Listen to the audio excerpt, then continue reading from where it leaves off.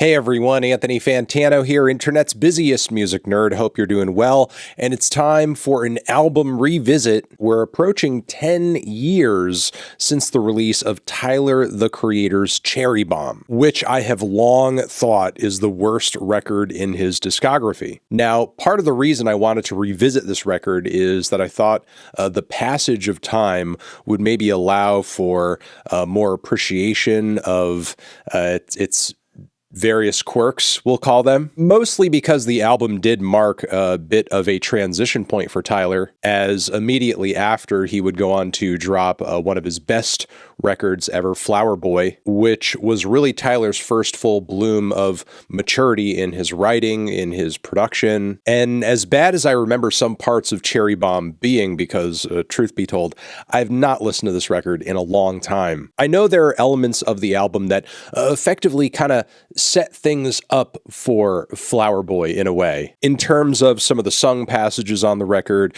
some of the instrumental experiments that were a bit more jazz-leaning and synth-centric that he was experimenting with. So in a way, Cherry Bomb did kind of set the stage for Flower Boy, whether we like it or not. And look, it's happened to me before. Sometimes an artist turning a new leaf, trying something different, nailing down an idea they've been fiddling with on a following or a future album can sometimes make you kind of go back and listen to their older stuff where maybe they weren't pulling that same idea off as well, and now hearing them in a more fully formed state, it kind of endears you to the older stuff. So I went into this revisit with Cherry Bomb thinking there could be great potential for that, especially since Tyler creatively has been on a serious streak since the release of Flower Boy, because that record is great. And Igor is fantastic, and Call Me If You Get Lost and the deluxe version of that are incredible. So yeah, went back to Cherry Bomb, listened to the whole thing,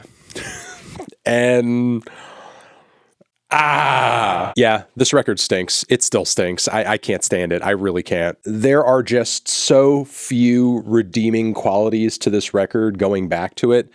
I feel like it's aged worse. It sounds worse than it did when it came out. And while, yeah, it is true, there are some tracks that feel like, they're going down a road, instrumentally speaking, that feel very Flower Boy-esque, I'm still blown away that Tyler went from this to Flower Boy, because there's just so much that does not match up, that does not add up. There are just so many horrendous tracks, and right off the bat too, we have the song Death Camp, which instrumentally, flow-wise too, is just completely unrepentant NERD worship, but executed very, very poorly. The mix is awful, the guitars are way too distorted and burnt out, and sure, while Tyler is rapping harder and more aggressively than any moment he was on Wolf, his performance just reads like an immature regression. I don't like to follow the rules. Yeah, I'm a rule breaker. I'm a naughty boy. Moving on to the second track, Buffalo. One of the only things I have to say about this song is that I am so happy Tyler has found ways other than saying the F slur to make himself seem kind of weird and alternative and different. Some of the spacier synth passages, again, feeling like kind of a Flower Boy precursor, is the only redeeming thing about this track. Meanwhile, Pilot, immediately after this, it sounds like trash. The mix, the distortion, the vocals, the beat assembly, everything about this is awful, and what's worse is that it sounds like Tyler is making his music sound like shit to prove something.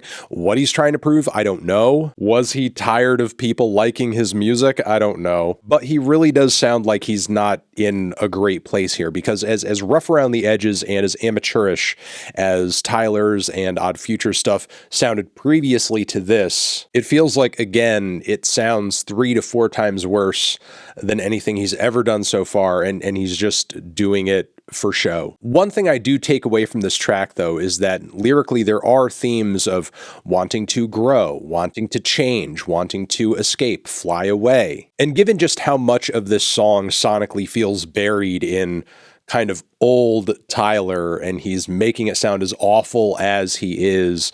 It feels like, in a way, he's trying to escape from himself. Next, on the song Run, all we really have are these pitch-shifted raps over a very tinny beat that sounds like a total mess. I don't personally remember what I said about this track when I originally reviewed the album, but whatever it wasn't harsh enough. Again, whatever I said in 2015, I did not go hard enough on this track. This is terrible. As far as the mixing and the distortion and the compression goes on the following Find Your Wings, we get a bit more breathing room, but the arrangements aren't the most well put together. The track is kind of like an awkward jazz moment. But even if this track is far from perfect, the 4 songs previous to this make this cut feel like a stroke of musical genius, like a pinnacle of soul rap jazz fusion. So I guess at least it is the best sounding song on the record so far. And once again, in the lyrics, there are themes of flying away and escape. We are thrown back into the trenches, though, on the title track, which is essentially if Trying Too Hard were a song. At least when Tyler was bringing that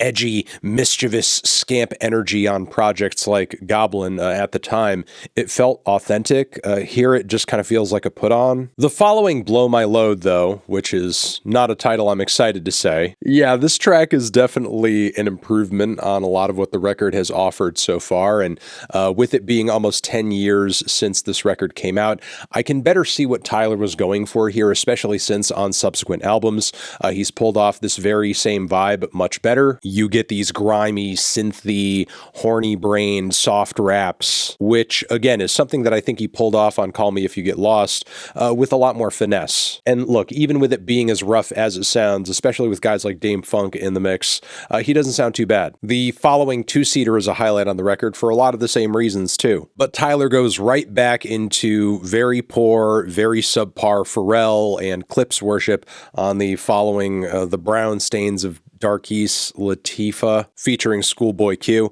And look, I'll be honest, this is maybe the most listenable banger on the entire record. Again, not perfect, and it sort of seems like a bit of a sloppy trace job in terms of Tyler borrowing from his influences so heavily, but the rapping isn't half bad. The production isn't complete garbo. So in this pocket of the record, we have a nice little 3-track run, but that's kind of combo broken by the following Fucking Young, which, talk about awkward. I forgot about how bad this track was, because honestly, in retrospect, knowing that the narrative of this song sees Tyler like rejecting the girl he's singing about, I kind of wanted to remember it in a way that was like, you know, maybe better and more well-meaning than it actually is. But no, this is essentially a song about being in love with an underage girl. But yeah, I feel like this track is a show of a couple of things. Like many other tracks here, it is proof of how far Tyler has come in terms of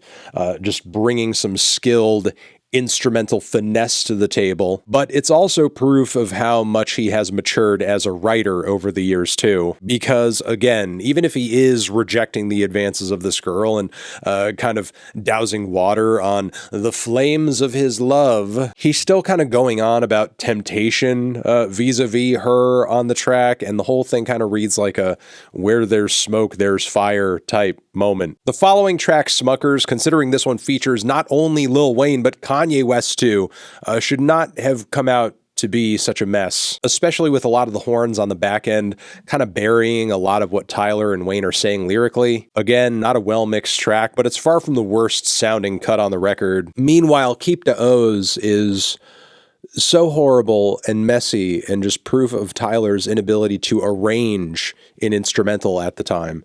I must have just wiped this track from my memory, and I'm going to do that again after this video. Then from here, we have a kind of Flower Boy-esque closer, which is passable, is fine relative to the rest of the record. Again, there's nothing on this album, honestly, that is great or stand out or incredible. It's just all kind of relative. Some songs are the worst and suckiest and most annoying tracks Tyler has ever come up with, and others are tolerable and have a few elements that are kind of worth complimenting. But yeah, Tyler, the Creator cherry bomb.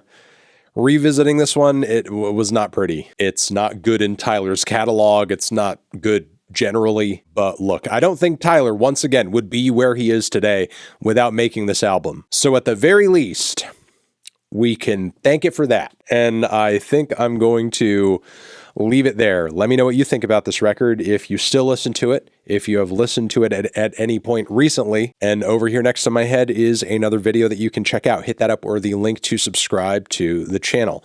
Anthony Fantano, Tyler, the Creator, forever.